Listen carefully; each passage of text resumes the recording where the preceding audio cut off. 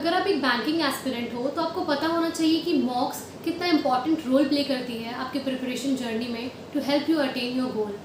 It not only gives you real exam like experience, but it also helps you to understand time management and helps you to assess your performance. So hello everybody, my name is Nancy Sahu and I welcome all of you to my YouTube channel. I have been selected as a probationary officer in Central Bank of India. और आज के video में हम discuss करेंगे all the important aspects and all your queries regarding to mock tests, which would be as follows. We will be talking about how many mocks one should attempt, what are the situations and surroundings you should have while giving a mock, which is a very important aspect. Third is how to analyze a mock, and the fourth is how important mock is, why one should give a mock. So सबसे पहले हम लोग बात करते हैं कि how many mocks one should give. See, it depends on at what stage of preparation you are. अगर आप एक beginner हो तो रोज़ एक फुल मॉक देने का कोई बेनिफिट नहीं है, right, because you don't know the topics. तो मैं आपको ये सजेस्ट करूँगी कि आप पहले टॉपिक्स प्रिपेयर करो. See while you are preparing the topics you can give topic wise mocks and sectional mocks as well, अगर आपका कोई सब्जेक्ट कंप्लीट हो गया है. And talking about full mock, वो आप 4 से 5 दिन के अंदर एक फुल मॉक लगा सकते हो, ठीक है. For those who have completed 50 to 70% of their preparation, आप 2 से 3 दिन में रोज़ एक मॉक लगा सकते हो, full mock. And sectional mock and topic wise mock ये आप रोज़ प्रैक्टिस के तौर पे कर सकते हो. And those who have completed their entire syllabus, और जिनका ये दूसरा अटैम्प्ट है या फिर नेक्स्ट अटैम्प्ट है, for them I would say कि आप रोज़ एक मॉक लगाओ, क्योंकि now you have completed your syllabus, right. अब आपको बस मोर क्वेश्चंस पे वर्क करने हैं, आपको रोज़ क्वेश्चंस चाहिए रोज़ प्रैक्टिस के लिए, और आपको उस एटमॉस्फेयर में अपने आप को ढालना है कि एग्ज़ाम के प्रेशर के साथ टाइम बाउंड हो कि आप कैसे मॉक को अटेम्प्ट करोगे या फिर कैसे एग्ज़ाम दोगे. तो आप रोज़ एक फुल मॉक अटेम्प्ट करो. Talking about mains mock, see until unless pre के कंप्लीट नहीं होते हैं, आप वीक में एक मॉक दे सकते हो या फिर 2 वीक में एक मॉक दे सकते हो. After you have completed the pre examination, अगर आपका सिलेक्शन हो गया प्री में, then you can just increase the frequency, 3 या 4 दिन में एक मॉक दो. क्योंकि मेंस के मॉक में और प्री के मॉक में ये डिफरेंस है कि प्री के मॉक में आपको सारे क्वेश्चंस आते हैं बट टाइम नहीं होता आपके पास बनाने के लिए. बट मेंस का मॉक की अगर बात करें, specially when it is PO point of view, तो आपको उसमें से ढूंढ के क्वेश्चंस निकालने पड़ते हैं कि भाई कौन मुझसे बन जाएगा, ठीक है. So most of the questions are unattempted there, तो आपको उसको एनालाइज करने में ही काफ़ी टाइम चला जाता है मेंस के मॉक को. वहीं अगर क्लरिकल लेवल का मेंस का मॉक है तो वो भी आप 4 से 5 दिन के अंदर एक एक दे सकते हो, 3 to 4 डेज़ में, और उसको एनालाइज कर सकते हो प्रॉपरली, ठीक है. See one thing which I would want to say कि जब तक नोटिफिकेशन नहीं आ रहा है, भले ही आपकी मॉक की फ्रीक्वेंसी थोड़ी कम हो, but as soon as the notification of that particular exam comes, you have to increase your mocks frequency, okay, so that you get more questions, you learn to face that atmosphere more, okay.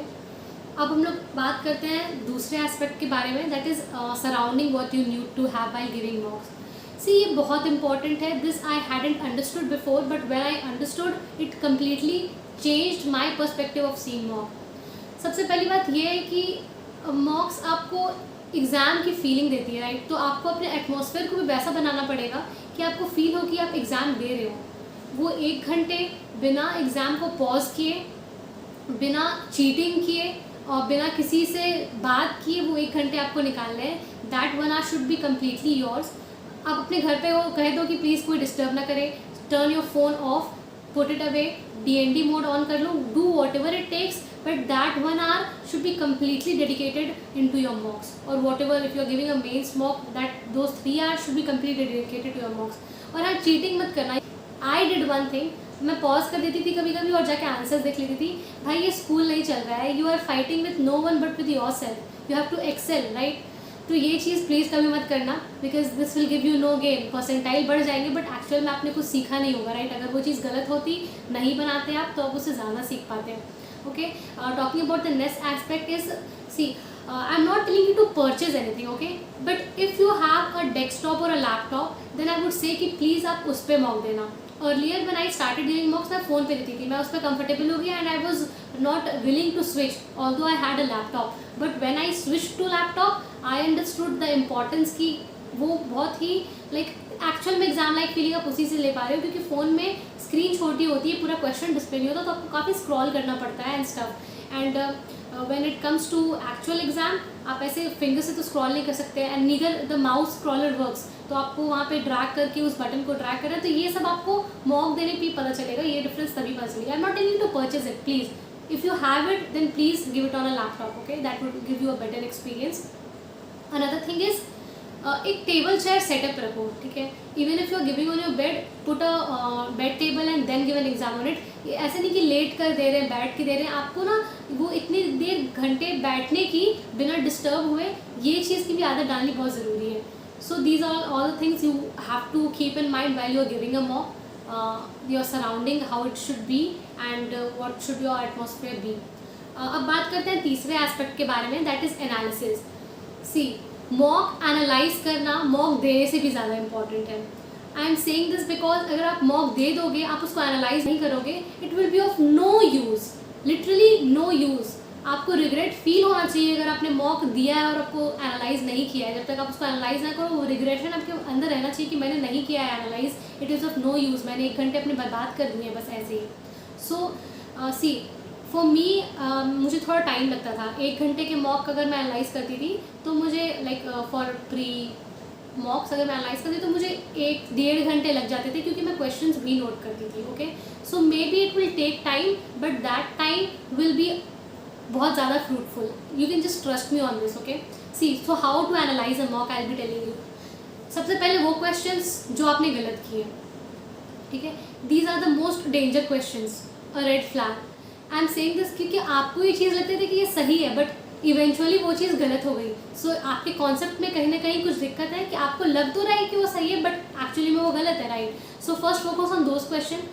Next, those questions which you have skipped, ये questions ऐसे हैं जिन पे आपको पढ़ने की ज़रूरत है। ये टॉपिक्स आप जॉट करो, अलग से वीडियोज़ देखो, या फिर अगर आपके पास नोट्स हैं उनको रिवाइज करो, ठीक है। The third are those questions आपने जिसमें ज़्यादा टाइम लिया है than it actually demands. See, जो मॉक टेस्ट का इंटरफेस होता है वहाँ पे you also get the timing कि एवरेज टाइम कितना था और आपने कितना लिया। So while you analyse just look at those questions कि आपने ज़्यादा टाइम कहाँ लिया है, क्योंकि बैंकिंग एग्जाम और any competitive exam is all about time management and time skills. आप 3 मिनट लगा रहे हो या 2 मिनट लगा रहे हो एक क्वेश्चन को करने में, देन आपको सारे क्वेश्चन आते हुए भी that will be of no use. Hope you are getting my point. So उन क्वेश्चंस को पिक करो जिसमें आपको ज़्यादा टाइम लगे है, go to YouTube, search for educator, look for the educator, उनसे वो कॉन्सेप्ट पढ़ो। मे बी आप कहीं कुछ लैक कर रहे होगे, आप कॉन्सेप्ट समझने में दिक्कत आ रही होगी आपको, तो उनसे वो कॉन्सेप्ट पढ़ो and keep practising more on that question and then come back and see, you will see that वो टाइम इवेंचुअली रिड्यूस हो गया है, okay. So this is how you should analyse a mock. और मैं एक बात कहूँगी एनालिसिस को लेके कि सी, बस देखना नहीं है, ठीक है, कि हाँ अच्छा मैंने ये गलत किया, इसका ये सोल्यूशन है, उसको स्किप कर देता है, या फिर वहाँ पे सेव बटन है, क्वेश्चन को सेव कर देता है। आप उस क्वेश्चन के पास वापस कभी नहीं जाओगे, आपको ये चीज़ कभी हेल्प नहीं करेगी। Please keep this in mind, क्योंकि वो आप ना इवेंचुअली भूल जाओगे कि मैंने क्या गलती की थी, मुझे क्या चीज़ उसमें रेक्टिफाई करना था, क्या चीज़ मुझे स्पीड कब बढ़ानी थी, ये सब आप भूल जाओगे। So learn the habit of noting things down. अगर क्वेश्चन कोई गलत हुआ है, just jot it down in your notebook, अलग एक कॉपी बनाओ, क्वांट की अलग बनाओ, इंग्लिश की अलग बनाओ, कि ये सब चीज़ें मैंने गलती की है, ये सब चीज़ों में मुझे नहीं आती थी, तो ये सब चीज़ें मैंने मॉक से सीखी है। मैं आपको बता रही हूँ कि इंग्लिश का प्रिपरेशन मैंने कोई एडुकेटर को फॉलो नहीं किया, कुछ भी फॉलो नहीं किया, मैंने कम्प्लीटली मॉक से किया है। आई वुड अग्री कि मैं एक इंग्लिश मीडियम बैकग्राउंड से बिलोंग करती हूँ, तो इससे थोड़ा सा एज तो मिला था, but still there were many rules that were coming on a repeated basis जो मुझे नहीं आते थे, तो उन सबका मैंने एक कंप्लीट नोटबुक बना रखा है बस मॉक्स के हेल्प से। सो यू कैन अंडरस्टैंड कि how important mock is, okay. अब बात करते हैं मॉक्स के इम्पोर्टेंस के बारे में, जो कि काफ़ी मैंने पहले ही डिस्कस कर दिया है। सी, मॉक आपको एक रियल टाइम एक्सपीरियंस देता है एग्ज़ाम का, ठीक है। एग्ज़ाम में आप जाकर नर्वस फील ना करो कि ये क्या इंटरफेस खुल गया, स्क्रीन पे स्क्रॉल कर रहे हैं, ऑल ऑफ दैट स्टफ, इन सब चीज़ों से आपको फेमिलियर करने के लिए मॉक देना बहुत ज़रूरी है। Above all time management skills को सीखने के लिए कि किस क्वेश्चन में कितना टाइम डिवोट करना है, किस क्वेश्चन में किसमें कितना ज़्यादा टाइम लग रहा है, कौन सा मुझे स्किप करना है, ये सब जानने के लिए बस एक ही तरीका है, वो है mocks. So I would suggest कि give lots and lots of मॉक्स।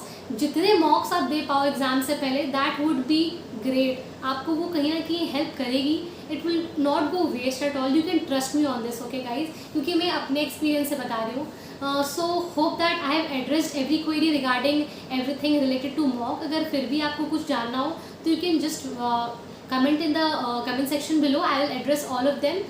So guys, just subscribe to my channel so that you can stay connected with me and get all the future updates regarding the videos which I upload. Till then guys, keep hustling and keep preparing. You just got it, okay? Thank you.